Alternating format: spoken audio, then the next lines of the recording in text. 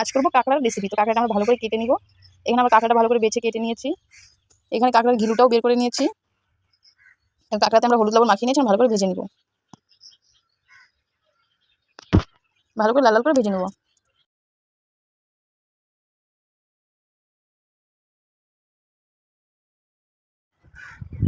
কাঁকড়াটা ভালো করে ভাজা হয়ে গেছে, এখন নামিয়ে নিব।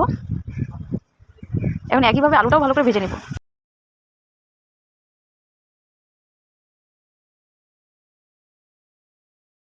আলুটাও আমাদের ভাজা হয়ে গেছে, এখন নামিয়ে নিব। এখানে কাঁকড়ার জন্য মশলা নিয়ে নিয়েছি। শুকনো লঙ্কা, আদা, জিরা, গরম মশলা সব একসাথে দিয়ে দিয়েছি। ফোড়নে দিয়ে দেবো জিরা। জিরাটা আমাদের ভালো করে ভাজা হয়ে গেছে, এখন পেঁয়াজটা দিয়েও ভালো করে ভেজে নিব।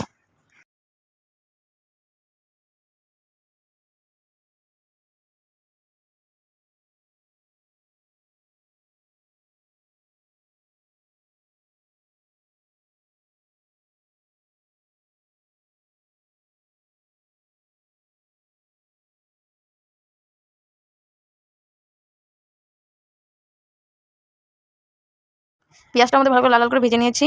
এখন মশলাটা দিয়েও ভালো করে ভেজে নেব। দিয়ে দেবো পরিমাণ মতো লবণ, দিয়ে দেবো পরিমাণ মতো হলুদ। এখন ভালো করে মশলাটাকে ভেজে নেব।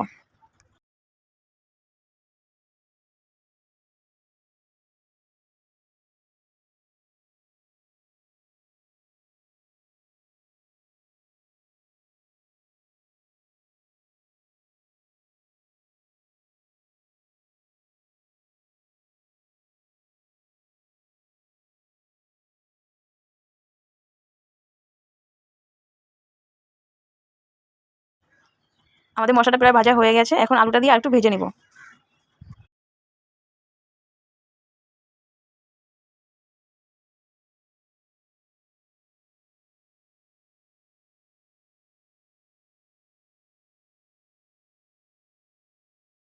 এখন দিয়ে দেবো জল।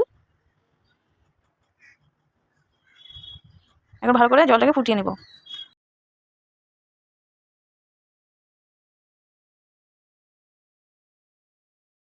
ঝোলটা আমাদের ভালো ফুটে গেছে। এখন যে আমরা কাঁকড়ার ঘিলুটা রেখেছিলাম ওটা এখন উপর দিয়ে দিব।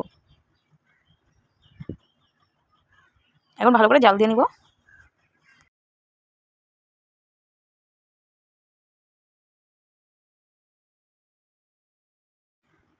আমাদের ঝোলটা ভালো ফুটে গেছে, এখন দিয়ে দেবো কাঁকড়া। কাঁকড়াটা দিয়েও একটু ভালো করে ফুটিয়ে নিব।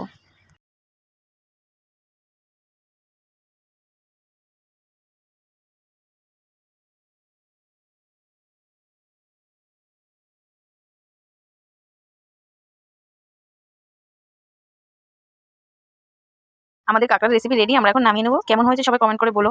আর তোমরাও চাইলে এটা বাড়িতে ট্রাই করে দেখতে পারো।